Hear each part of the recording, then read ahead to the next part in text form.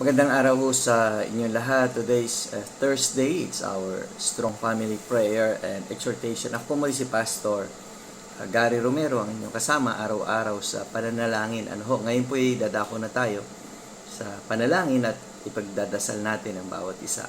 Shall we pray? O aming Ama, pinapanalangin namin muli ang pamilyang Pilipino. Kayo po ang patuloy na manguna at maghari.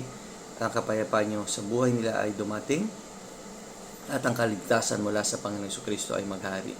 Pagpalain niyo po ang bawat pamilyang Pilipino sa araw na ito sa pangalan ni Jesus. Amen.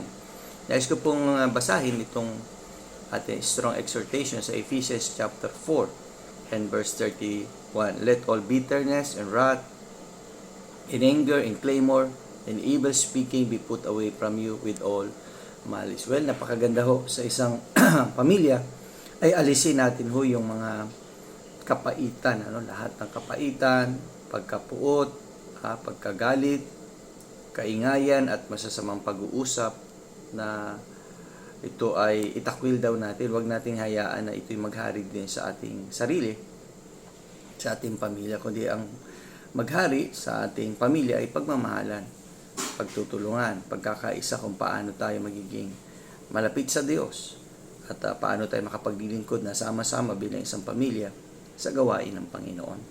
Kaya ngayon pong buwan ay buwan ng National Family Week celebration. Kaya napakaganda ho na may mga programa tayo ng pagpapatatag, pagpapalakas sa pamilyang Pilipino. At meron nga ho tayong ginagawa dito sa Marikina kung paano pa natin matutulungan ang mga individual at pamilya ng Pilipino nakatira dito sa Marikina na magiging matatag sila sa kanilang relasyon sa Diyos at sa bawat isa. Nawa kayo rin po magkaroon ng mga ganyang adhikain na makatulong sa pamilyang Pilipino na sila maging matatag ang relasyon nila sa Diyos at ang relasyon nila sa bawat isa.